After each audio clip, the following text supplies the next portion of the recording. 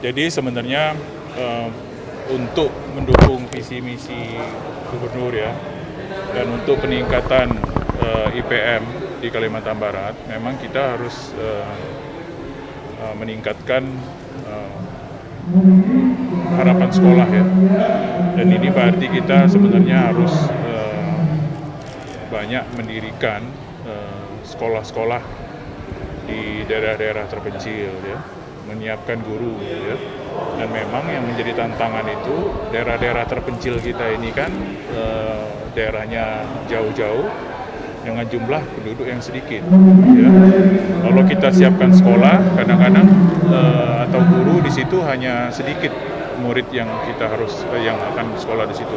Tapi kalau kita tidak siapkan sekolah di situ daerah itu, maka mereka akan sangat jauh nanti untuk menempuh pendidikan-pendidikan di sekolah-sekolah yang mungkin adanya baru di ibu kota kecamatan atau di ibu kota kabupaten ya. Dan ini memang salah satu tantangan pendidikan kita ya.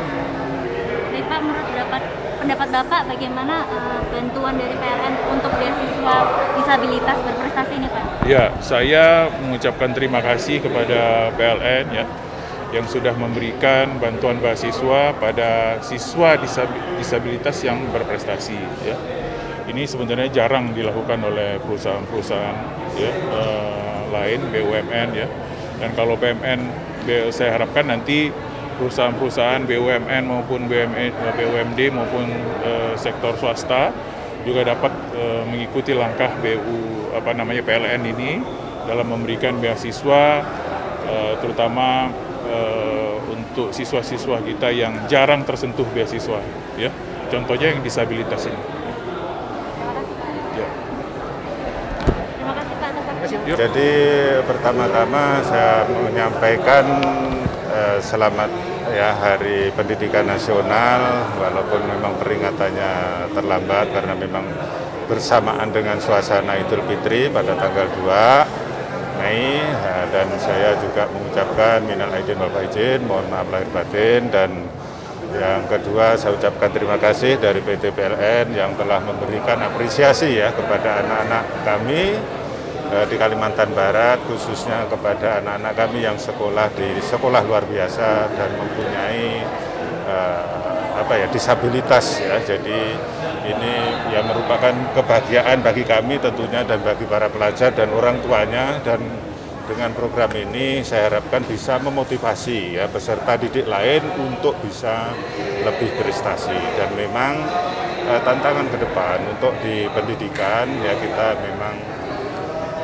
harus bersama-sama ya, terutama tadi disampaikan di dalam pidato Pak Menteri, yaitu dalam rangka melaksanakan kurikulum merdeka ya, di mana di situ satuan pendidikan ini diberikan kewenangan khusus ya untuk mengatur atau pelaksanaan kurikulum itu hanya diberi kisi-kisi dari kementerian. Jadi itu sepenuhnya diserahkan kepada satuan pendidikan. Juga di sekolah menengah kejuruan ya, khusus untuk SMK ini juga kurikulum merdeka.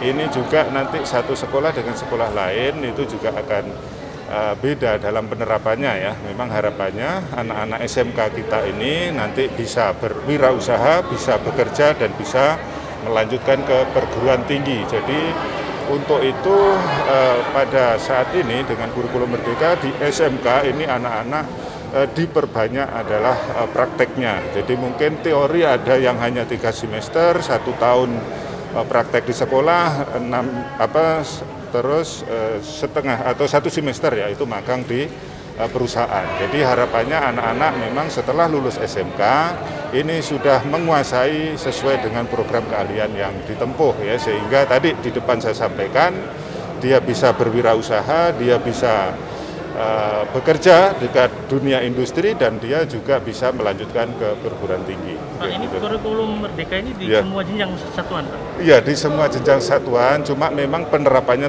bertahap. Jadi diharapkan pada tahun 2023 ini seluruh sekolah sudah melaksanakan. Jadi ini memang masih bertahap sesuai dengan kesiapan sekolah ya, karena memang di dalam kurikulum merdeka ini nanti ada dibentuk tim pembelajaran, di masing-masing satuan pendidikan untuk menyinkronkan ya dengan kurikulum dan pola pembelajaran yang memang berbeda. Tadi disampaikan kita ya di sini kan Merdeka Belajar siswa tidak belenggu maupun guru. Tadi Pak Menteri, Mas Menteri mengatakan bahwa dengan adanya ujian nasional seperti itu kita dianggap membelenggu para siswa dan guru, sehingga diganti sekarang dengan asesmen nasional. Itu adalah hanya survei untuk mengetahui tingkat kemampuan literasi, numerasi dari anak-anak, survei karakter dan survei lingkungan yang dilaksanakan pada guru-guru maupun tenaga pendidikan. Jadi sehingga kita bisa mengetahui di sekolah itu bagaimana suasana belajarnya, bagaimana kemampuan siswanya, terus juga apakah masih ada bullying atau tidak di sana. Ini yang perlu ditekankan ya di sekolah, dan harapannya memang suasana pembelajaran di kurikulum Merdeka ini adalah suasana belajar yang menyenangkan sehingga anak-anak merasa betah, merasa senang belajar di sekolah. Pak, sudah berapa sekolah yang menerapkannya kalau di Kalimantan Barat?